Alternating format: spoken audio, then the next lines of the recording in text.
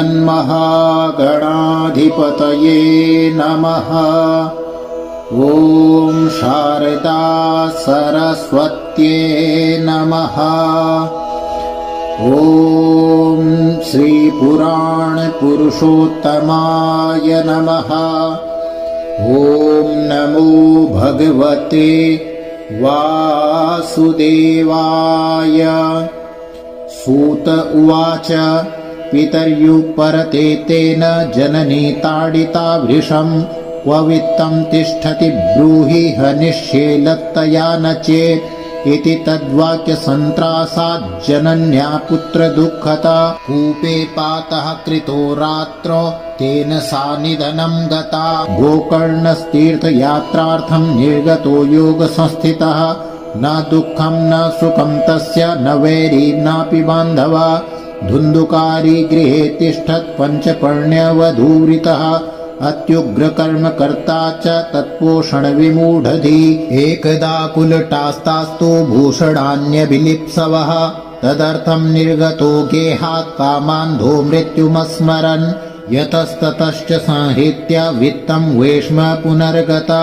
ताभ्यो यच्छत्सु वस्त्राणि भूषणानि कियन्ति च बहुवित्तचयं दृष्ट्वा रात्रो नार्यो व्यचारयन् चौर्यं करोत्यसौ नित्यमतो राजा ग्रहीष्यति वित्तं हृत्वा पुनश्चैनं मार्गिष्यति निश्चितम्। अतोऽर्थगुप्तये गूढमस्माभिः किं न हन्यते निहत्यैनं गृहीत्वार्थं यास्यामो यत्र कुत्रचित् इति तानिश्चयं कृत्वा सुप्तं सम्बन्ध्य रश्मिभिः पाशं कण्ठे निधायास्य तन्मृत्युमुपचक्रमुः। त्वरितं न ममारासो चिन्तायुक्तास्तदा भवन् तप्ताङ्गारसमूहाश्च तन्मुखे हि विचिक्षिपुः। अग्निज्वालातिदुःखेन व्याकुलो निधनं गतः तं देहं मुमुचुर्गर्ते प्रायः साहसिका स्त्रियः। न ज्ञातं तद्रहस्यं तु केनापीदं तथैव च लोके पृष्ठा वदन्ति स्म दूरं यातः प्रियो हिनः। आगमिष्यति वर्षेऽस्मिन् वित्तलोभविकर्षितः स्त्रीणां नैव तु विश्वासं दुष्टानां कारयेद्बुधा। विश्वासे यः स्थितो मूढः स दुःखे परिभूयते। सुधामयं वचो यासां कामिनां रसवर्धनं हृदयं क्षुरधाराभं प्रियः को नाम योषितां। संहृत्य वित्तं तायाता कुलटा बहुभर्तृका धुन्धुकारी बभूवाथ महान् प्रेतः कुकर्मतः। वात्यारूपधरो नित्यं धावन् दश दिशोऽन्तरम् शीतातप परिक्लिष्टो निराहारः पिपासितः। न लेभे शरणं क्वापि हा दैवेति मुहुर्वदन् कियत्कालेन गोकर्णो मृतं लोकाद् बुध्यत। अनाथं तं विदित्वैव गया श्राद्धमचीकरत् यस्मिंस्तीर्थे तु संयाति तत्र श्राद्धमवर्तयत्। एवं भ्रमन् स गोकर्ण स्वपुरं समुपेयिवान् रात्रौ गृहाङ्गणे स्वप्तु मागतो लक्षितः परे। तत्र सुप्तं स विज्ञाय धुन्धुकारी स्वबान्धवम् निशीथे दर्शयामास महारौद्रतरं वपुः। सकृन्मेषः सकृद्धस्ते सकृच्च महिषोऽभवत् सकृदिन्द्रः सकृच्चाग्निः पुनश्च पुरुषोऽभवत्। वैपरीत्यमिदं दृष्ट्वा गोकर्णो धैर्यसंयुता अयं दुर्गतिकः कोऽपि निश्चित्याथ तमब्रवीत्। गोकर्ण उवाच कस्त्वमुग्रतरो रात्रौ कुतो यातो दशामिमां किं वा प्रेतः पिशाचो वा राक्षसोऽसीति संसनः। सूत उवाच एवं पृष्टस्तदा तेन रुरोधोच्ये पुनः पुनः अशक्तो वचनोच्चारे संज्ञामात्रं चकारः। ततोऽञ्जलो जलं कृत्वा गोकर्णस्तमुदैरयत् तत्सेकहतपापुषो प्रवक्तुमुपचक्रमे। प्रेत उवाच अहं भ्राता त्वदीयोऽस्मि धुन्धुकारीति नामतः स्वकीयेनैव दोषेण ब्रह्मत्वं नाशितं मया। कर्मणो नास्ति संख्या मे महाज्ञाने विवर्तिनः लोकानां हिंसका सोऽहं स्त्रीभिर्दुःखेन मारितः। अतः प्रेतत्वमापन्नो दुर्दशां च वहाम्यहम् वाताहारेण जीवामि दैवाधीनफलोदयात्। अहो बन्धो कृपासिन्धो भ्रातर्मामाशु मोचय गोकर्णो वचनं श्रुत्वा तस्मै वाक्यमथाब्रवीत्। गोकर्ण उवाच त्वदर्थं तु गया पिण्डो मया दत्तो विधानता, तत्कथं नैव मुक्तोऽसि ममाश्चर्यमिदं महत्। गया श्राद्धान्नमुक्तिश्चेदुपायो नापरस्त्विह, किं विधेयं मया प्रेत तत्त्वं वद सविस्तरम्। प्रेत उवाच गया श्राद्धसतेनापि मुक्तिर्मे न भविष्यति, उपायमपरं कञ्चित् त्वं विचारय साम्प्रतम्। इति तद्वाक्यमाकर्ण्य गोकर्णो विस्मयं गतः। शतश्राद्धैर्न मुक्तिश्चेदसाध्यं मोचनं तव, इदानीं तु निजं स्थानं तिष्ठ प्रेतनिर्भया। त्वन्मुक्तिसाधकं किञ्चिदाचरिष्ये विचार्य च, धुन्धुकारी निजस्थानं तेनादिष्टस्ततो गतः। गोकर्णश्चिन्तयामास तां रात्रिं न तदध्यगात्, प्रातस्तमागतं दृष्ट्वा लोका प्रीत्या समागता। तत्सर्वं कथितं तेन यज्जातं च यथा निशि, विद्वांसो योगनिष्ठाश्च ज्ञानिनो ब्रह्मवादिनः। तन्मुक्तिं नैव ते पश्यन्तः शास्त्रसञ्चयान्। ततः सर्वे सूर्यवाक्यं तन्मुक्तो स्थापितं परम्। गोकर्णः स्तम्भनं चक्रे सूर्यवेगस्य वै तदा, तुभ्यं नमो जगत्साक्षिन् ब्रूहि मे मुक्तिहेतुकम्। तच्छ्रुत्वा दूरतः सूर्यः स्फुटमित्यभ्यभाषत। श्रीमद्भागवतान्मुक्ति सप्ताहं वाचनं कुरु इति सूर्यवचः सर्वैर्धर्मरूपं तु विश्रुतम्। सर्वे ब्रुवन् प्रयत्नेन कर्तव्यं सुकरं त्विदम्। गोकर्णो निश्चयं कृत्वा वाचनार्थं प्रवर्तितः। तत्र संश्रवणार्थाय देशग्रामाज्जना ययुः, पङ्गुवन्द्वृद्धमन्दाश्च तेऽपि पापक्षयाय वै। समाजस्तु महान् जातो देवविस्मयकारका, यदैवासनमास्थाय गोकर्णो कथयत् कथां। स प्रेतोऽपि तदा यातः स्थानं पश्यन्नितस्ततः। सप्तग्रन्थियुतं तत्रापश्यत् कीचकमुच्छ्रितं, तन्मूलच्छिद्रमाविश्य श्रवणार्थं स्थितो यशो। वातरूपी स्थितिं कर्तुमशक्तो वंशमाविशत्, वैष्णवं ब्राह्मणं मुख्यं श्रोतारं परिकल्प्य स। प्रथमस्कन्धतः स्पष्टमाख्यानं धेनुजो करोत्, दिनान्ते रक्षिता गाथा तदा चित्रं बभूवः। वंशैकग्रन्थिभेदो भूत् सशब्दं पश्यतां सताम्।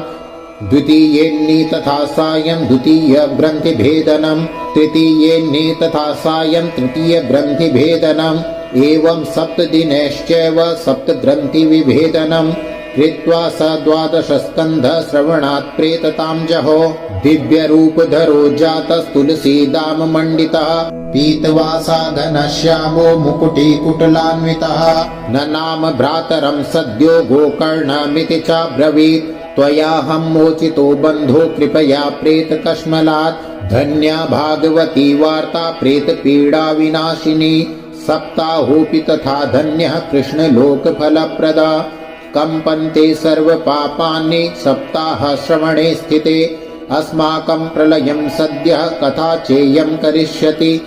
आर्द्रं शुष्कं लघुस्थूलं वाङ्मनः कर्मभिः कृतं, श्रवणं विदहेत् पापं पावकः समिधो यथा। अस्मिन् वै भारते वर्षे सूरिभिर्देव संसदि, अकथा श्रावणं पुंसां निष्फलं जन्म कीर्तितं। किं मोहतो रक्षितेन सुपुष्टेन बलीयसा, अध्रुवेण शरीरेण शुकशास्त्रकथां विना। अस्थिस्तम्भं स्नायुबद्धं मांसशोणितलेपितं, चर्मावनद्धं दुर्गन्धं पात्रं मूत्रपुरीशयोः। जराशोकविपाकार्तं रोगमन्दिरमातुरं, दुष्पूरं दुर्धरं दुष्टं सदोषं क्षणभङ्गुरं। कृमिविड्भस्मसंज्ञान्तं शरीरमिति वर्णितम्, अस्थिरेण स्थिरं कर्म कुतो यं साधयेन्न हि। यत् प्रातः संस्कृतं चान्नं सायं तच्च विनश्यति, तदीयरससम्पुष्टे काये का नाम नित्यता। सप्ताहश्रवणाल्लोके प्राप्यते निकटे हरे, अतो दोषनिवृत्त्यर्थमेतदेव हि साधनम्। बुद्बुदा इव तोयेषु मशका इव जन्तुषु, जायन्ते मरणायैव कथा श्रवणवर्जिता। जडस्य शुष्कवंशस्य यत्र ग्रन्थिविभेदनं, चित्रं किमु तदा चित्तग्रन्थिभेदकथाश्रवात् भिद्यते हृदयग्रन्थिश्छिद्यन्ते सर्वसंशया क्षीयन्ते चास्य कर्माणि सप्ताहश्रवणे कृते संसारकर्दमालेप प्रक्षालनपटीयसि कथातीर्थे स्थिते चित्ते मुक्तिरेव बुधे स्मृता एवं ब्रुवति वै तस्मिन् विमानमागमत्तदा वैकुण्ठवासिभिर्युक्तं प्रस्फुरदीप्तिमण्डलम् सर्वेषां पश्यतां भेजे विमानं धुन्धुलीसुता विमाने वैष्णवान् वीक्ष्य गोकर्णो वाक्यमब्रवीत् गोकर्ण उवाच अत्रैव बहवः सन्ति श्रोतारो मम निर्मला आनीतानि विमानानि न तेषां युगपत्कुतः श्रवणं समभागेन सर्वेषामिह दृश्यते फलभेदः कुतो जातः प्रब्रुवन्तु हरिप्रिया हरिदासा ऊचुः श्रवणस्य विभेदेन फलभेदोऽत्र संस्थिता श्रवणं तु कृतं सर्वैर्न तथा मननं कृतं फलभेदस्ततो जातो भजनादपि मानद सप्तरात्रमुपोष्यैव प्रेतेन श्रवणं कृतं मननादि तथा तेन स्थिरचित्ते कृतं भृशम् अदृढं च हतं ज्ञानं प्रमादेन हतं श्रुतं संदिग्धो हि हतो मन्त्रो व्यग्रचित्तो हतो जपः अवैष्णवो हतो देशो हतं श्राद्धमपात्रकम् हतमश्रोत्रिये दानमनाचारं हतं कुलं विश्वासो गुरुवाक्येषु स्वस्मिन्दीनत्वभावना मनोदोषजयश्चैव कथायां निश्चला मतिः एवमादिकृतं चेत् स्यात् तदा वै श्रवणे फलम्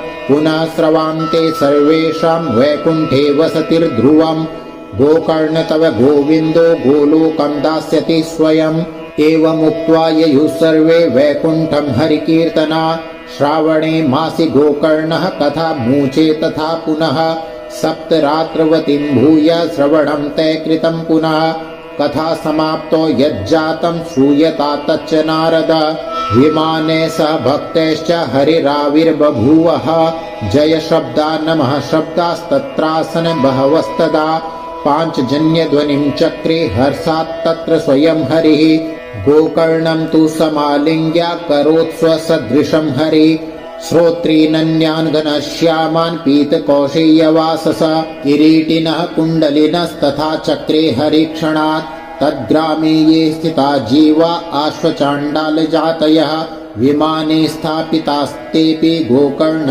कृपया तदा प्रेषिता हरिलोके ते यत्र गच्छन्ति योगिनः गोकर्णेन स गोपालो गोलोकं गोपवल्लभम् कथाश्रवणतः प्रीतो निर्ययो भक्तवत्सलः अयोध्यावासिनः पूर्वं यथा रामेण संगता तथा कृष्णेन ते नीता गोलोकं योगी दुर्लभम् यत्र सूर्यस्य सोमस्य सिद्धानां न गतिः कदा तं लोकं हि गतास्ते तु श्रीमद्भागवतश्रवात् भ्रूवोऽत्र ते किं फलवृन्दमुज्ज्वलं सप्ताहयज्ञेन कथासु सञ्चितम् कर्णेन गोकर्णकथाक्षरो यः पीतश्च ते गर्भगता न भूयः वाताम्बुपर्णाशनदेहशोषणैस्तपोभिरुग्रैश्चिरकालसञ्चितै योगैश्च संयान्ति न तां गतिं वै सप्ताहगाथा श्रवणेन यान्ति याम् इतिहासमिमं पुण्यं शाण्डिल्योऽपि मुनीश्वरा पठते चित्रकूटस्थो ब्रह्मानन्दपरिप्लुतः